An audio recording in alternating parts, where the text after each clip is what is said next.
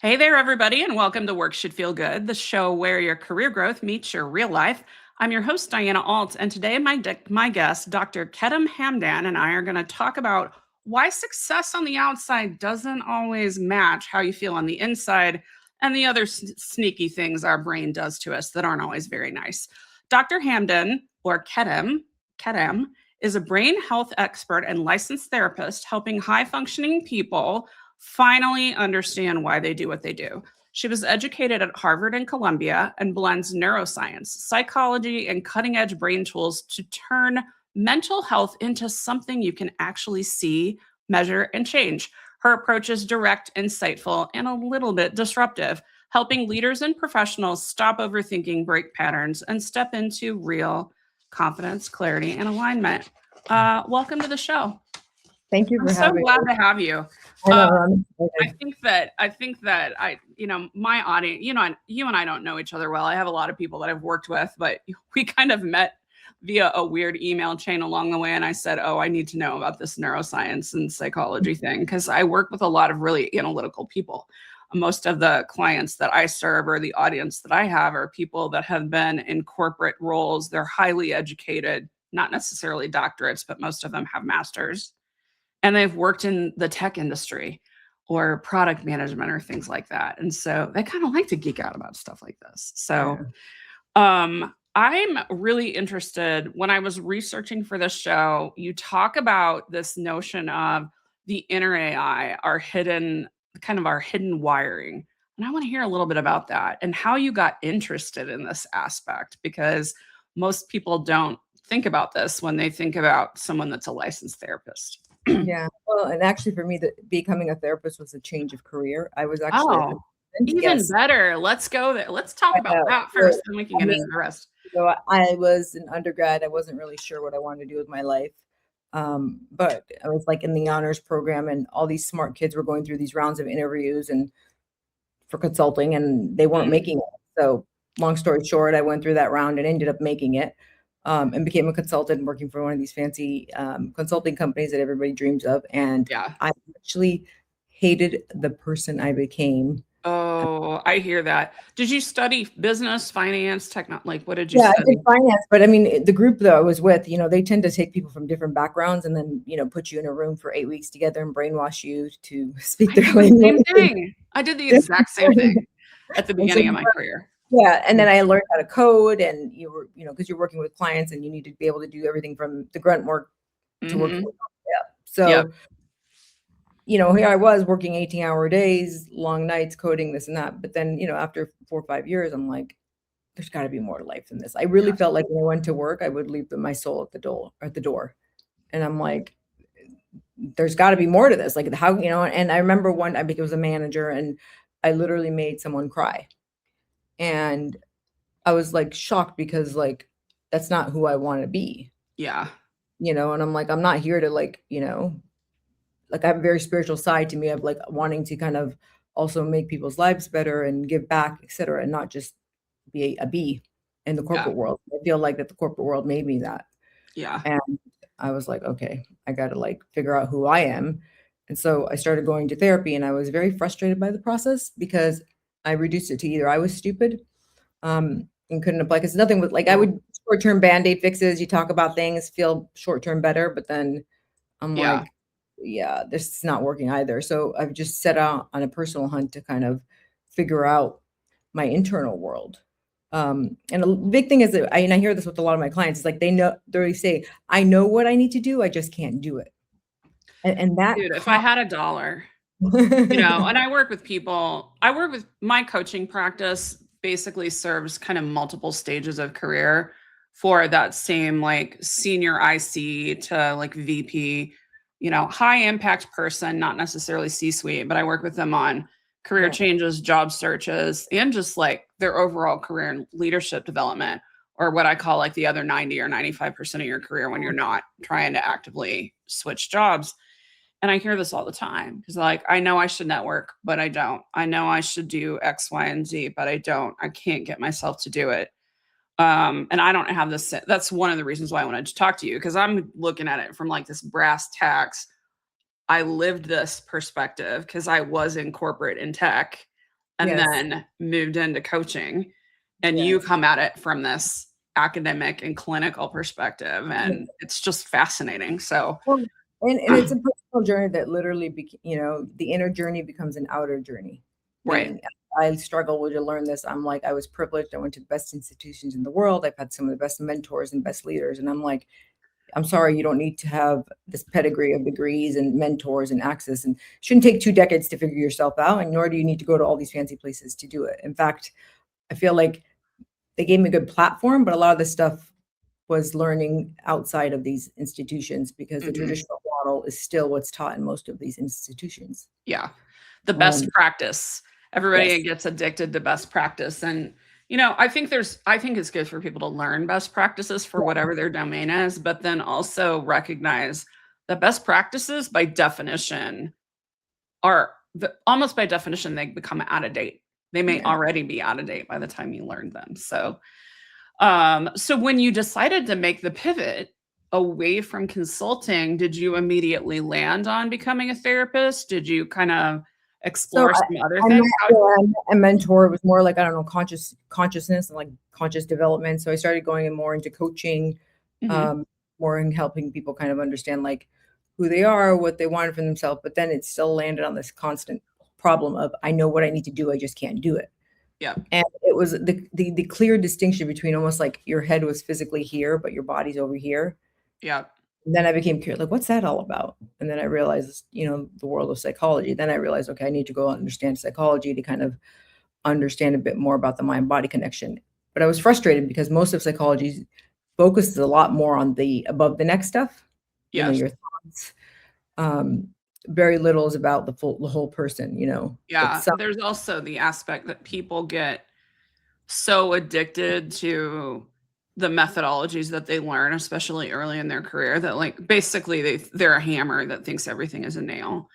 I yes. remember I had therapists. I lost my husband in 2009 when I was very young, and I went to therapy. Like I waited like a year and a half, like before I could even think about it, and then I went to therapy, and it was okay. I would describe it as okay. And then I did that for 3 years off and on and stopped for a long time. And in 2020, I found a different therapist at the recommendation of a friend. It was an entirely different experience. Mm. And when he dug into what I had done before, he's like, they were trying to treat grief and major depressive disorder with CBT, which is not really indicated. You had a psychologist for whom they thought you were a nail. And it was mind blowing. I didn't know anything. I didn't study psychology. So Most, I think, most therapists don't even know. well, this person was Yeah. very interesting. And he also had a PhD in counseling psychology and had studied at the PhD level in environmental science. And Okay. he studied the psychophysiological endocrine disorders. And it was because of him telling me we need to explore whether there's physical reasons for certain mental health things that I was happening, that I found out I had Hashimoto's, PCOS, and a Oh, brain tumor. wow. Right? Right? Yeah. Um, and then yeah, it's very important. So I love that you're like Yeah. the more people can think about mind body, the better, because Well, yeah. I mean, there's like, I'm sure you've heard of Wayne Dyer. uh-huh. Yeah. There's Louise Hayes. She wrote a book, the body. I mean, you can heal your body. Mhm. She would link every physical ailment to a psychological issue. I Like, haven't read that one. It sounds like a good one. way, but yeah, it's good because like it talks about like lower back pain, right? Money problems, knee pain, fear of moving forward. So and so you start connecting the dots of like just kind of help understanding that, oh, maybe I should, there's something more to it than just knee pain. Because the Yeah. body, and that's the body keeps the score, right? The body's constantly storing these emotions and we're never processing or doing anything with them. We're just dismissing them or hoping that they go away, and they don't. They get louder and louder. Yes. And And one of the things, I'm not sure about what your client base is like, but mine, they're very academic. Even if they work out, they're working out a lot of times because they should, and they aren't necessarily connecting their mind and their body. Like it's very possible to work yes. out without ever connecting your mind and your body. I know I've done it. But it's super interesting because the way I have expressed it to people sometimes is I feel like I've never lived in my body. Like Amazing. there Yeah. was many years of my life that I feel like I live in my head, I live from the neck up, and then people want to treat from the neck up, and it's easy to ignore from the neck down when your profession is from the neck up. So So is that similar? Is that a similar profile to a lot of the people that you work with? I mean, I have two worlds. I have, I got to feed my pocket and feed my soul, where I work with a lot of high profile individuals. And then I also Mhm. volunteer at a nonprofit for domestic violence. Oh, And it's fascinating because, well, it looks like two different worlds. Humans are humans. Trauma is trauma. It yeah. will, it show, you can wear a suit and it might be more disguised because of the outward appearance, but in your body language and your behavior, if you're a trained professional, you can see it. Mhm. You don't need to be, homeless or on the streets just to feel it, to show trauma. You can hide it better when Yeah. you're It's when you've easier got, you can scrub yourself up and mask better when you have yes, resources yes. to scrub yourself up and mask better. But yeah, that is so interesting. So you decided to move into the world of psychology. You decided to move into really understanding not just the same old traditional methods. What are some of the first things that you learned that were a little outside the norm that most people might have experienced with a therapist that were like, ooh, aha, I'm on a path here. I'm on a So, path to really help people. well, and it all starts with me. I mean, like, those are pivotal transformative moments in your life. Yeah. One of them was for class. It was a class called Creativity and Personal Mastery. Oh, what a And cool I sounding told you, class. it's literally, it's probably one of the only classes at Columbia that has an alumni group. Wow. Um, Professor Ralph, you can get a hold of him, phenomenal guy. And in that class for 1 week, and he had students from like the law school, the med school, the business school. And for 1 week, you had to go around treating people as if it was their last day on earth. And I That's remember like walking, chills. yeah, and I remember walking to school, and because I have an assignment and I'm an A student, right? I got to get an A. Gotta I get the wa- A. I'm walking by this homeless lady, and I said hello to her. And she goes, "Ah, the girl in the pink scarf. You finally noticed me." I was like, I literally teared, and I'm like, "Holy smokes!" Like I've been walking for months past this lady, did never notice Never her, noticed her or never spoke to her, even if you did notice her. and that was to me like a consciousness, like where it's like, why did I need to go to an Ivy League school, be given an assignment to learn to live life, to be more present? Yes. Because healing is all about presence. We're not present. Mental health, if you're depressed, you're not present. If you're anxious, you're not present. People tell you chemical, and some people do have chemical, but by and large, most of us are stuck on our head because we're self-protecting. Mhm. We're either paying attention to the past or we're paying attention to the future, is how I've heard it put. M Most people that have anxiety are paying attention and worrying about the future. People with depression are sad about the past.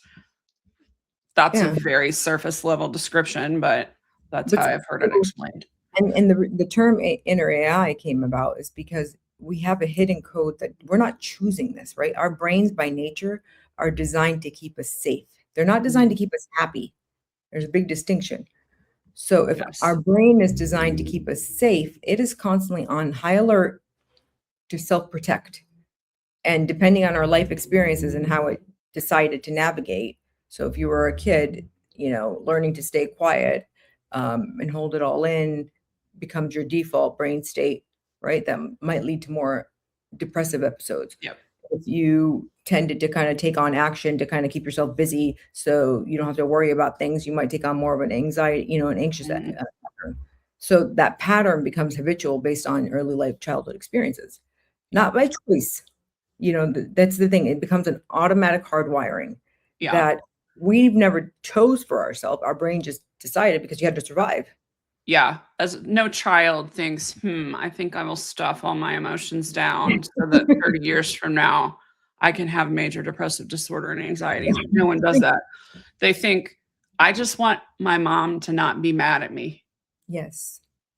I just want my mom to, I don't want to bother people when they're busy with other things. I don't want to be a bother, that kind of stuff. So, That resonates a lot. Whenever I was working with I worked with my favorite therapist solidly for 3 years, and he trotted out a methodology that worked very well for me and that you don't hear about, transaction analysis. Yeah. And so Oh, wow. he was constantly like, okay, draw the picture of the little snowman. That's the visual that he used. Where are you at? What is going on? Where is this person at? And I'm analytical enough that it was really helpful to me to realize, oh, I'm a hurt child right now. I love it. I'm a hurt child right now. And I feel like so-and-so is speaking to me like an angry parent, or I'm acting like an angry parent and I'm doing the same thing. World changing. So, especially because you can draw it on a piece of paper and explain it to somebody that doesn't have tons of education. Yeah, you don't need to. I mean, humans are humans. We don't need the sophisticated language to simplify some of these. Like even something like, treating people or last day on earth, it doesn't need, it's a human, it's a human thing. It's like teaching how to be human and go back to, Was it like it's your last day on earth or like their last day on earth? Their last day. Okay. I misheard you at first. So what are some of the things that you did when you were treating people like it was their last day on earth? Kindness, noticing who they are, offering them something to drink, getting, paying for their lunch, carrying things for them. And this particular case, and that lady was just, saying hello to her. And then I literally gave her money so she could go buy something to eat. And then on the way back, I brought her a sandwich that I picked up at the store. So it's just like, you just tend to kind of give more. Yeah. More about selfless acts and just being more attentive to the other. Yeah. And that was transformative because even when I started becoming a therapist, I actually started doing some of these exercises with people because I really feel that we're so wrapped up in our world that sometimes we need to we need that yank of like, now is it going to heal their issues? No, but I think it's just about perspective, about getting them just to be a bit more present. Do you remember in 7th grade, like that kind of age range when you were utterly convinced that everyone was paying attention if you wore a weird outfit to school or your hair looked wrong? I think I remember that distinctly. So I latched onto that age because it was one of the first times that someone said to me, people are not paying attention to you because they're worried that everybody else is paying attention to them. Like, chill out. We're all, no matter whether we're still 12 years old or whether we're 51 years old like me, we're all still a little bit like that, especially if we haven't done work on it. So, so how did you develop this inner AI model for yourself? And how does somebody that's just listening to this podcast think about that? So I mean, the inner AI model really was, I did a Harvard thought leadership alumni course, and I had to write article, right? And so it was right when AI started kind of booming. Then I was like, everyone's so obsessed about AI. I go, but we each have our own inner, artificial intelligence, adaptive intelligence that's taken on its own world, and we don't even understand it. Oh, and I love this. AI in your model, is AI supposed to be adaptive intelligence instead of artificial intelligence? Yes. Okay, pay attention to that, guys. It's not ChatGPT, it's not Claude. It is yourself. It is about adaptability, which I have said over and over that wisdom and adaptability are the top 2 things that we need more of right now because knowledge has become cheap. So we are supposed to mirror our biological systems. What happens to a tree if it doesn't adjust to the weather outside? You will have a dead tree. Yes. If a river is flowing and it hits a bedrock, what happens to that river? It's supposed to adapt. Go around. Yes. The whole Grand Canyon is because of that. So and as humans, we are supposed to mirror those biological systems. What creates the demise of people is the lack of adaptation.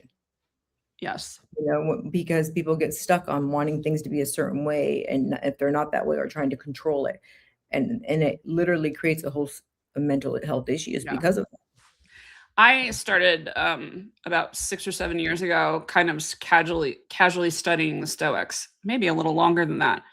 And I swear that saved my life, because one of the top principles of Stoicism is that you focus on what you can control and stop worrying about the rest. And oh, by the way, that list of what you can control is really freaking short. It is you and what's inside your brain. You can't even control. The most mind-blowing thing for me was you can't even control your body, because your body, like, you can have cancer anytime, you can get a cold, you can, get a disease, and you can't control that, but you can control how you think of it. And you Yeah. can influence things, but you cannot make things happen. And that resonated a lot with me. So And the other two thing of transformative moments, number two was, I think it was 28 when I learned your thoughts are not facts. right? And I'm like, Oh huh? my God. What does that mean? And then I was like, what do you mean they're not facts? I'm like, but nobody teaches you that, hey, just because you think something doesn't mean it's true. And Right. we take them on as if they are true, and then it becomes our reality. Versus Right. recognizing like, oh, looking at yourself and being like, just whatever, like, oh, I'm not ugly or I'm not good enough. Like we just assume it's true. And we Yeah. never take support and kind of say like, no, what's my evidence for this? What's my evidence against this? Yes. Says who is how, one way to say is what's your evidence. The other is like, who says who? Good enough Yeah. for what is what I say a lot. Good enough And for what? based on whose guidelines, Yeah. you Yeah. know? In the language that I talk to people about, sometimes it's like, I'm not good enough to climb the ladder. And I'm like, number one, do you even want to do that? And number two, is the ladder you're trying to climb even propped up against the right wall? True. Good point. Yeah. Because if it's not, then like, what the hell are you doing? What are we doing? Why can't we figure out what we actually want to do? So, but yeah, feelings are not facts. Or thoughts are not facts. Yeah. Is another one. What else was transformative for you? There's so many. I mean, I think the mind body connection probably is the most critical, right? Is about like Bessel van der Kolk's work. Mm-hmm. How emotions are stored in the body, and unexpressed emotions will always come out in ugly ways. Oh my God, yes. Like I remember like I started doing couples work in the beginning, and I remember this is like 10 years ago, where I had who was like a CEO of a company. He just came in. He's like, all I wanted from her was a Diet Coke. That's it, a Diet Coke. And I'm like, what the hell is this about? So it was interesting. Not about Diet Coke. She was driving home, and she asked if I wanted anything, and I just said, hey, can you stop and get some Diet Coke for me, like from the store or whatever, real quick on your way? And when she got home, guess what? What do you think happened when she walked in? Forgot the Diet Coke, and she's he like, lost his shit. Yeah, and she's like, see how he makes a big deal out of everything, how he's unforgiving, da, da, da, da. And then I looked at her and I said, what are you upset about? He said, what? She's like, he's the one that's upset. And she goes, no. And I said to her, what are you upset about? She's like, nothing. And I'm like, what are you annoyed with him about? And she's like, oh, she's like, actually, well, he's going on a boys trip to Vegas. And he asked me if I was okay with it. And I said, yes. She goes, but I'm not. So it's like, they're called microaggressions, how, where she basically, and she didn't do it consciously. That's where it's like the body keeps, so it's like, you might not express it, but you will act out. Yeah. What your disappointment or you don't agree in a very immature way. I think that the statement that you made earlier about when you were in consulting is incredibly powerful, because it relates exactly to this. And that is when you said, I don't like who I was becoming when you were in consulting. And I've been in that situation too, where sometimes like there's two jobs in particular that I'm thinking of.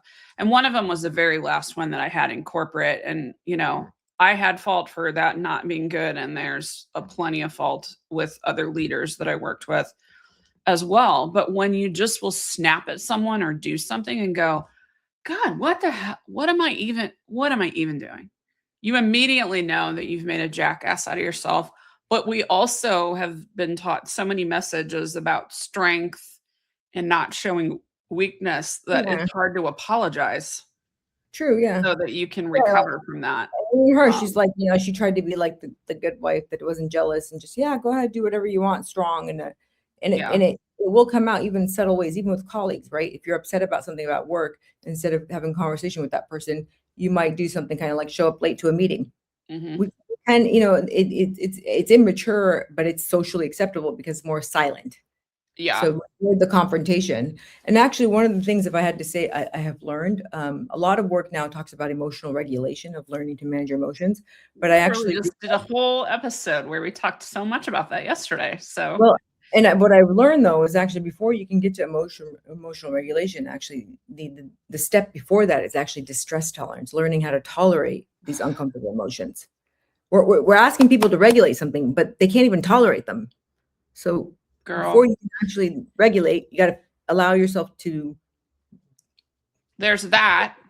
There's Yes. also kind of, I don't know that this is like a related, but not somewhere along the line. A lot of people got the idea that any sort of discomfort was persecution.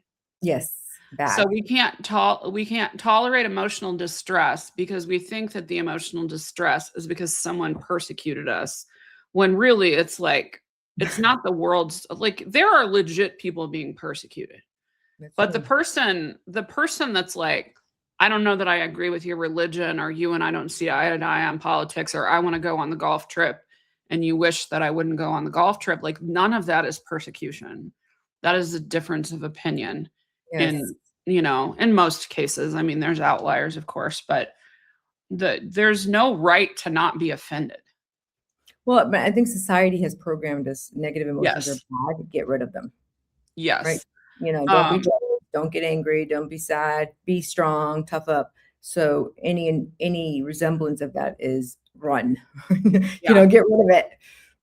I think that I don't know if you are versed in the Enneagram at all, but I've gotten kind of interested in it, and I'm an 8. Okay. And I'm an 8 that's grew up in a family of, like, the rest of my family isn't into it, but if I had to guess, my parents were both, my dad was probably a 9 or a 1. My mom is probably a 1 with a 2 wing. Um, and so is my younger brother. My older brother is a 5, like a hard 5. And so I am very definitely black sheep vibes because I Okay. go towards anger, but I was in a family with people where you did your duty. So when I would stuff it, and then whenever I really blew up, like it was epic. It was Okay. absolutely epic because negative emotions, we just do our work. We just do our work. It was really hard. And I didn't know I didn't know this stuff till I was 45. Like, what would my life be like if I had understood that most anger can be processed in 90 to 120 seconds if you let it happen? But we're never taught that. No, we're not. And We're not. I try to teach it to people now. Like, I'm not a therapist, but please go talk to your therapist about this or read about this or whatever. I'm very conscious I of actually feel that sometimes the best people that are teaching it are not therapists, or people that have found these alternate, wow. other I don't interventions. want to delve into areas that I am not qualified for, but I think saying that processing some anger is not always bad is pretty universal. It's like saying you don't need to be a dietitian to tell somebody to eat vegetables. But I mean, what we're finding is I think people are too busy thinking of healing as like, go to a therapist, and healing is multifaceted. There are many things, right? That's a Even great point. like Dr. Russell talks about, like he's like saying, what is it? Drama. If you think about, in order to be an actor or doing any type of drama, the mind and the body have to be connected. And they are finding far more effective healing being done through someone going to a theater class and learning, taking some type of drama course that forces Yes. them to kind of reconnect with themselves, because you can't act if you're frozen and still kind of containing Yes. it, holding it in. You're not going to do a very good job with that in that role. That's right, because there's that whole program that they talk about, and the body keeps the score. I got some benefit for that from doing improv. Yes. So I never wanted to like commit to being in a community theater play. I'm not really an actor. I don't even know if I would have gotten cast, but I did take a couple of just like, here's $25, go to the improv class. And that was one of the times when I was conscious that I was not in my body. Like, oh, you're making me use my body in this class right out the gate, 1 minute after that thing starts. And it was very different for me. So, because I'm such a brain person. So let's think for a second about we started this episode off talking about like the success on the outside not matching the inside. And so how does this show up for people? And how did clearly you have services and things that you do with people, but if they're just Joe Schmo in the middle of mid-America and they're thinking, wow, this might be a thing. How can they recognize that this is actually what's going on? And what are some things that they can do? Well, we complicate healing and understanding ourselves far more than we need to. And the simple quote that actually I ask people is that, when's the last time you felt joy? Oh, We are supposed to mirror our children in terms of children up until the age of about 6 or 7 are alive. They're fully yes. present, play is real work to them. They're smiling, they're happy, they have a variety of emotions. Yes. If we don't have any resemblance of a variety of emotions or feeling any type of joy within a week, that's usually a Something's wrong. barometer. Something's off. Yeah. Yeah. And I find with a lot of working professionals, they're so desensitized and numb that they're just become they're experiencing like going through the motions, doing all the things, but never really experiencing joy. Okay. And, people to the point where people forget what it even feels like. Yeah, I was just going to say, how many people don't even know what that's like, or they scoff at the idea of joy. Yeah, like as if it's like a bad thing. Like, and I tell them, it's like, when's the last time you had like a belly laugh, like a true belly laugh? I had one yesterday. That's amazing. I had one yesterday, but there have been times when I would go weeks, and I like to laugh. Like some people are buttoned up. Like I like funny stuff. So I'm like, you can't online and find something funny to laugh at, but it just, that whole childlike. We are meant, most of us are children walking around in adult bodies, but that true innocent child in us that's alive and joyful is dead. Or the angry child or the sad child or the anxious child. Those parts are the awakened parts. Yeah. Whenever I first started therapy with a good therapist, within 10 minutes of our very first session, he said to me, "Have you always been a grown-up?" And it was very interesting to be asked that question. And so we were tracing back, and like me I think I lost that earlier than a lot of other people did. And when I talk to some of the people that are high achievers that I work with, they lost it earlier too. So it's like, oh, and let's be precocious about learning math or music or science or whatever our domain is. Let's not be precocious about shutting off joy. That's not a flex. Well, and I think I'm like circumstance, like parentification, right? Some children had to become, a second, like basically mom's helper, helping with the other siblings. They take on these, or if the father was incarcerated or not around. So unfortunately, these roles become forced upon you, and all of a sudden you're taking on this caretaker role and never being taken care of. Yeah. It's a real thing. And I was a middle kid, so like that peacemaker vibe, just that all by itself is something else. So what is something that people are doing every day that is actually hurting their ability to think clearly, but they think it's such a positive and great thing that they're doing as a high performer? Doom scrolling. Oh my God. Okay, that's real. Yeah. I mean, I don't care who you are, the amount of times just look over, like I'll be in a restaurant or in the airport, or you just watch, they don't even realize that there's, going through one after another and after another. Now, because I do brain scans, I've actually done a brain scan on myself after doom scrolling for an hour. Oh my gosh, what does that look like? So one of the things, the markers is it looks for different brain waves, and the brain, you have something called theta, which is your slow brain waves. It shuts off your frontal part of your brain, which is your executive functioning, your critical thinking, your decision making. It just makes you blah, like blah. Is that why? And it just propagates the doom scrolling, because when you shut all that off, then you don't want to get up and do anything. You don't want to go play the piano or hug your kids or whatever. You just want to feel like the world is ending and falling apart and keep feeling that way.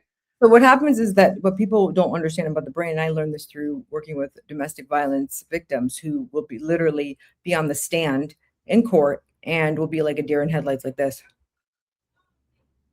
And, offline, she was able to speak, could tell her story, but on the stand, because the anxiety, the emotions are so intense, and she saw her abuser, was literally a deal in headlights.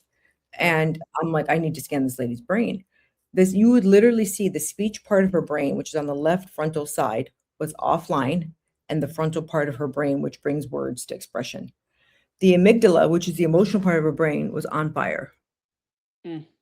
So when the emotional part of the brain is on fire, you cannot bring words or any type of cognitive decision making or language to life. And so when you're doom scrolling equivalent, you have the emotional part of the brain 10 times more active than this frontal part.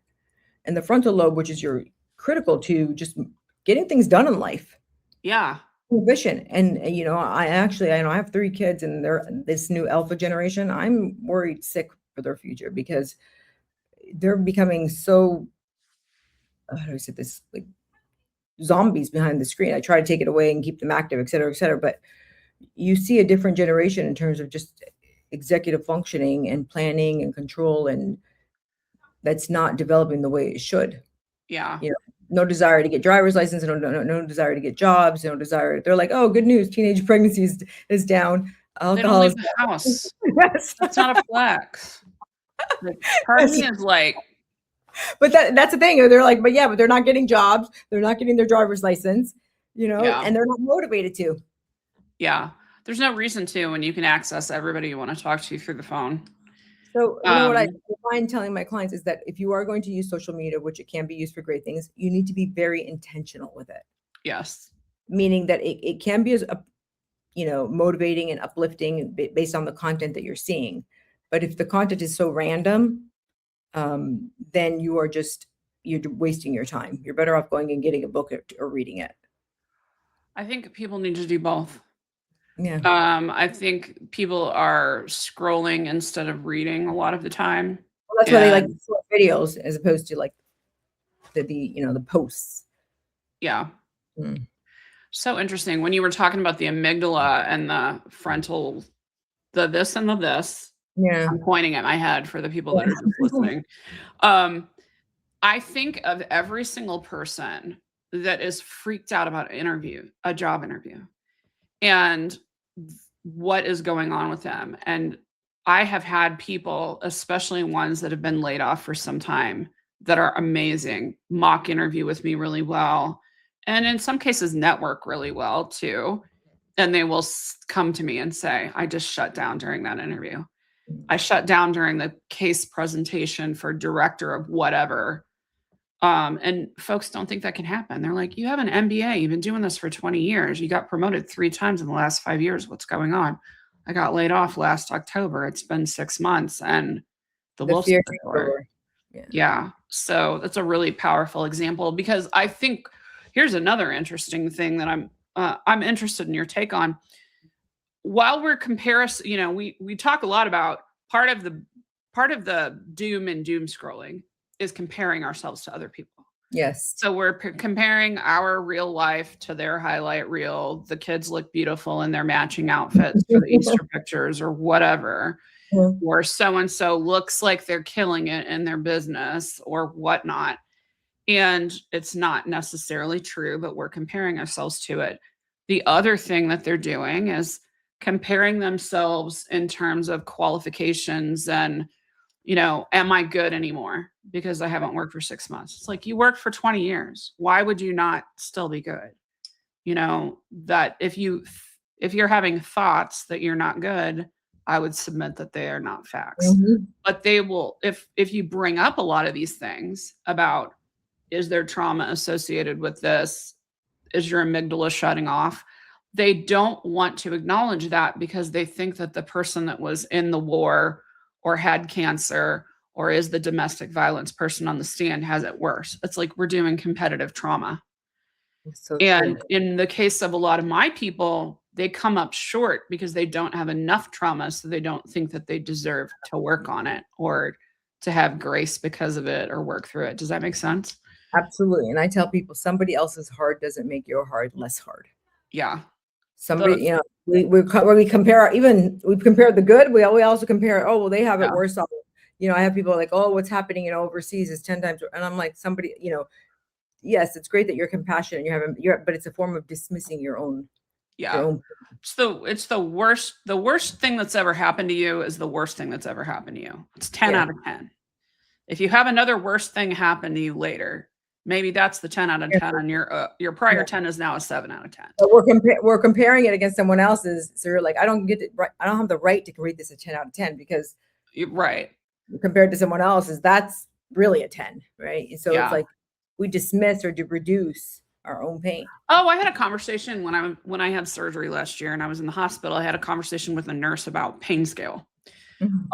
Because she said that I don't know, I'm chatty with everybody. So here I am. And I'm like stoned on whatever they gave me for pain. And I'm talking to this nurse about this. And she said that one of the interesting things that like as she progressed in her career as a nurse, she learned about is to try to identify who is giving too low of a pain number, which they read on their face, because they're not saying 10 out of 10 being the worst pain they've ever had, but it's 10 out of 10 being the worst possible pain that they could ever imagine. And they're not there. And I was like, that's interesting. Yeah. Interesting. That is interesting, actually. Yeah. So rewiring your brain. That's something that was kind of thematic in some of the stuff I was reading about you. How do people think about, I don't want to be like this anymore. I want to be better. How do they think about rewiring their brain? It really comes down to people are like, I know what I need to do. I just, what do I need to do? And I ask them on a scale of 1 to 10, how, there's a form of therapy called psychosynthesis where it says it has to start with will. On a scale of 1 to 10, how desperate do you want to change this? And if you tell me an 8 or a 7, I said, you're not there. It really needs to be 10 out of 10 or 11 out of 10 where you're like, I want to be done with this. Like, I'm over it. That's what I've noticed within myself and others. Because like I'll have, people that like I have students that are they're residents, right? They're studying to be a doctor or whatever, their residency program, and they're like, I'm procrastinating. And I said, listen, you've gotten through all these years of school and it's worked for you. You might not like it, but it's worked for you. So until it stops working for you and it's too painful, you're probably not going to do anything about it. So stop hating it. The way I say that is that the pain of the change has to be greater than the change. It has to, the pain of the change, when it exceeds the pain of what the problem is, you're not going to make the change. You have to have the pain of the situation exceed the pain of the change. So a lot of times, I try to kind of assess, like, are they just saying it because they feel like they need to change, but they don't have buy-in. And a lot of times they're, someone has told them it's wrong, or they might have, like, it's not what they want for themselves. So a lot of times people, don't have the space to really self-reflect and kind of just get real with themselves about why do you even want to change it? Because someone said so, or because it's not the same as someone else. So sometimes it's not even about change. It's about just learning what can you accept and what do you really want to change, because it is 11 out of 10. And a lot of times, it's the should. So often when I'm dealing with people and we're trying to muddle through stuff, it's like, well, I should. And I'm like, says who? So really, I should get my PMP. I've heard this a lot over the years. Well, I want to be more employable in the tech industry where I'm at. I should get my PMP, be a certified project manager. I'm like, says who? Well, but that's the certification. I'm like, here's what you do. Go pull 5 jobs you'd want to work and tell me how many of them have a PMP as a requirement. If it's 4 or 5 out of 5, then I could go with it. And there are people that it is. If they want to work in the government sector does want that. But people that are just in regular high tech, it's preferred, or it's not even on the list. So should you or should you not? Go get evidence. Yeah, no, you're absolutely right. And I feel that one of the things that people need to do is self-inventory of what can they accept about themselves, and what can they absolutely 1000% not accept. And you'd be surprised. Most people can accept far more than they are willing to admit. They might, just because you don't like something doesn't mean you can't accept it. Do you find that the act of going through that exercise helps people, like, accept themselves at a higher level? Like when they go through, here are 10 or 15 attributes, or things that I don't like, but then when they really think about it, do they end up liking themselves as a whole more after going through that? I'll give it. So, but I have a mirror. I'll give them a mirror, and I say, I start with the kind of the superficial self image part of like when you look in the mirror, do you like what you see? And I never realized how difficult of a exercise that is for most people. That's very hard. Yeah, most can't maintain eye contact with the mirror, want to put it down, shy away. We're like, yeah, sometimes, I'm having a good hair day. And I'm like, those find a way to kind of be okay with it. But I'm saying like, okay, now let's just like literally look at yourself in the mirror. Do you generally like what you see? Or name 3 things you like what you see. Yeah. I feel like that is easier Yeah. than Yeah. the But I whole mean, I guess when that shock factor kind of gets them, because then it's like you like start with big to like, yeah, to then reducing, okay, name 3 things that you like. And then they're like, they're struggling, we're scrambling. you work with high profile people as part of your practice. Some of these people, are some of them in industries or roles where their physical appearance is more important than others? And if so, does the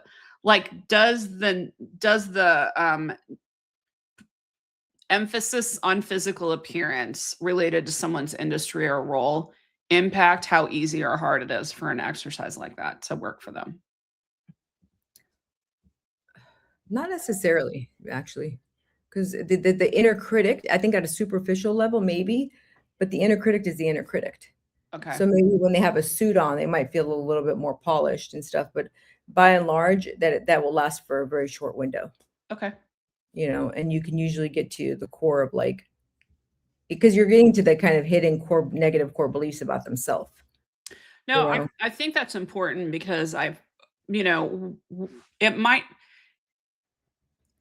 sometimes it helps people whenever they look at comparison in a different way. Like doom scrolling comparison bad, but looking at someone and going, that person is utterly gorgeous. I would kill to look like that person, kind of thing. And then realize like they do actually have demons. They do have demons. They do have the same inner critic that you do. Not more. So if everybody has the same inner critic, then everybody has the ability to work on their inner critic, I think. So. My team and the people that I work with, I got a lot of compliments, but I continue to work on myself. But I'm always like uncomfortable with it. And they would always be like, oh my God, like if you have insecurity issues, like what should we say? And I'm like, it's like they even compare that. They're like, if someone like me has problems accepting compliments or doesn't think I'm beautiful or is insecure about certain things, it's as if like then they should be at another level of insecurity. And I'm like, wow. I go, my issues are my issues, but if you want to own them too and can use them to compare by, I'll hand them over. Like you can carry these for a while. That's fine. I wish your compliments were enough to get rid of them, but it's you have to. So most people don't even realize how bad, what they really believe about themselves. I think the problem is at a conscious level, we might think higher of ourselves, but it's that inner child, that unconscious world, 85%, that's really in the driver's seat. And that's the inner child that we need to all connect to. Yeah. A lot of times I'm teaching people like, look, your conscious self, your professional self, that lawyer, doctor judging you, that's 15%. The other 85% is that, that little kid, what was a nickname growing up? And they'll give me, and I'm like, that's the 85% we need to work on because you're not even aware of what, little Johnny thinks of himself. Or one of the things I say sometimes whenever I have a friend, I have some clients that I'm closer to with. I've used it on some clients in the past, but when their inner critic starts coming out in their mouth and they're bad mouthing themselves, I will just look straight at them and say, I need you to stop talking about my friend that way. I really need you to stop talking bad about my friend that way. And it stops people in their tracks, especially men. Like I find like women think about this thing a little bit more on average, I think. And so when I look at a man and say, I need you to stop thinking about my friend Mike, talking about my friend Mike that way, they're like, wait, what? So what is, So you have people you go through, you look at, first superficial and then deeper things. Can I accept this? Can I not accept this? When you're going through that with people, do you often find that there's just one or two things that they can't accept, or do you find more often that there's a whole laundry list? And how do you kind of process that with people once you Well, learn? usually a lot of people are quick to kind of name the physical stuff, Uh-huh. like their skin, their weight, their hair, things, like at the physical level. And then getting them to kind of look inside in terms of like, when you look in the mirror, what are the 3 character traits that you could say about yourself that you like? And Character traits. Got yeah, it. like I'm kind, or I'm honest, or I'm resilient, like something just in terms of like, get them to kind of, and I'm always surprised how people are like, I don't know. They've never spent this, we spend most of our life trying to fix what's wrong with us. A lot of times Yeah. we've never spent time thinking about what is good with me. Yeah. What do you like about me? What is good about me? And it's like, and you almost see like this innocent child come out of like, oh, I don't know. One of the most impactful things that a mentor did with me, gosh, it's been close to 20 years at this point. I'm getting old. But they introduced me to Clifton Strengths. Okay. And are you familiar with Clifton Strengths? Oh. It's a personality assessment. It's basically Don Clifton is the person that created it. It's used a lot in professional development and a lot of organizations. Gallup owns this methodology because the companies merged. And the whole idea was started in the 50s by the creator, Don Clifton, who asked the question, what if we studied what was right with people? And if you think about management in the 50s and 60s, when he was developing this, it was very like Theory X, top down, hierarchical kind of thing.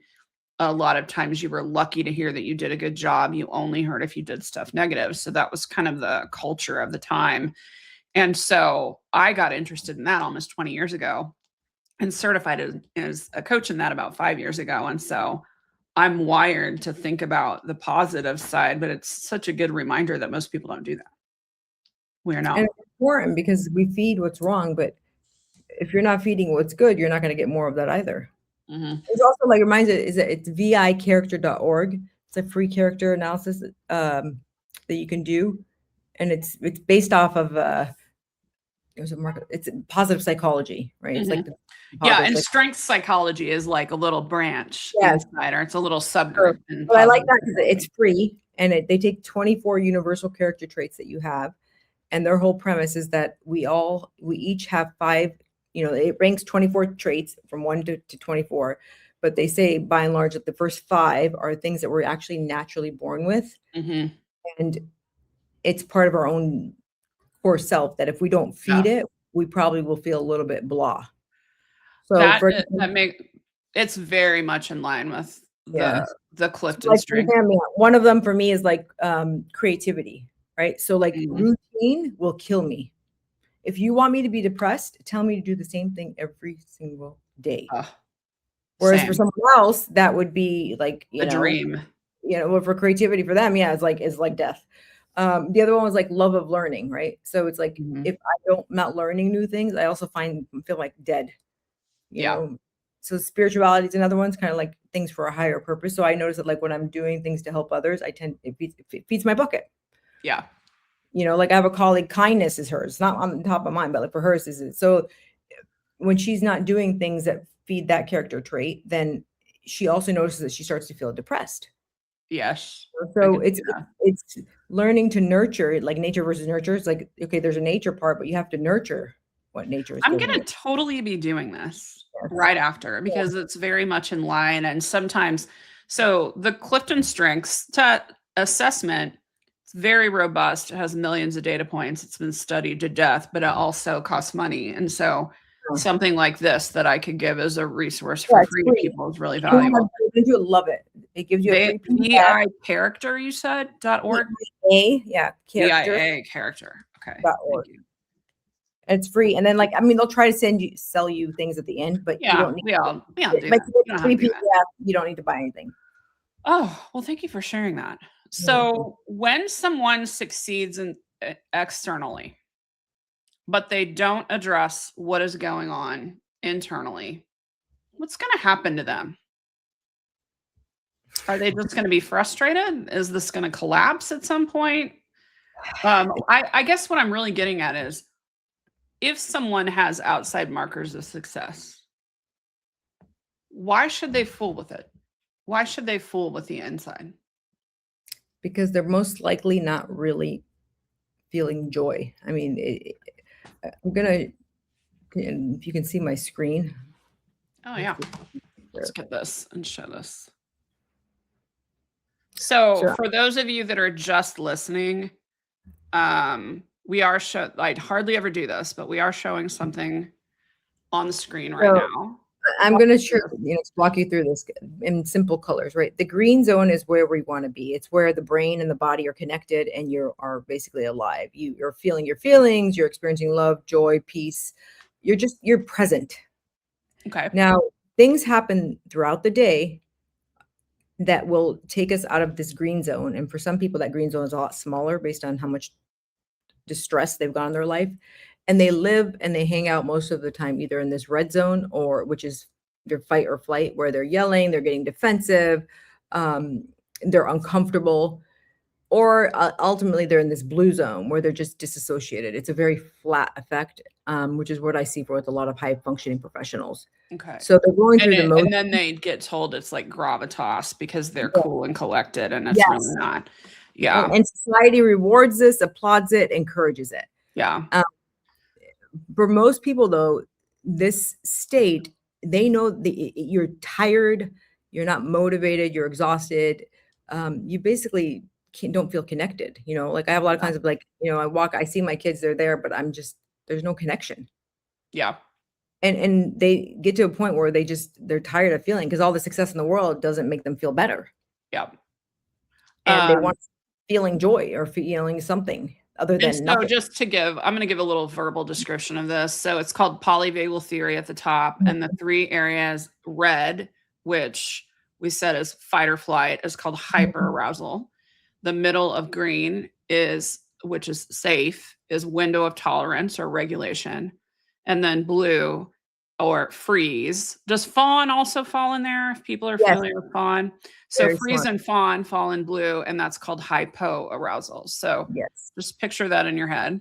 And the resilience zone is that middle window of tolerance. So now if you want to go look on YouTube, you can, but if you don't want to, we've described it to you. So, and I think so with children, they're naturally going, you're not meant to just stay in the green zone. You're going to go in and out. The goal is that our body should naturally automatically, it takes you in and out of these, but it should come back to kind of this green zone. So you kind of get, you get angry, but then you calm down and you're back in the green zone, or you feel a little bit numb, but then you're able to kind of come back online. With adults, though, because our brains are all about habit. The more you feel numb and don't regulate yourself to kind of come back alive, you tend to hang out there a bit longer. Yep. And so for a lot of adults, they'll tell me, I can't remember the last time I was in that green zone. Because go. Yeah. It's interesting because you talked about, we make this shit too complex. We make it too complex. And so you drew a picture that is accurate, but has some complexity. But what I'm hearing you say is, guys, the joy is in the green. So if you go back to the question at the very beginning, when is the last time you felt joy? That can help you figure out where you're at. So I love this. I could talk to you all day. I'm unable to talk to you all day, but I didn't know where conversation was going to go, because there's so much to this mind-body connection, inside, outside matching. But I'm glad we got to have a conversation about this today.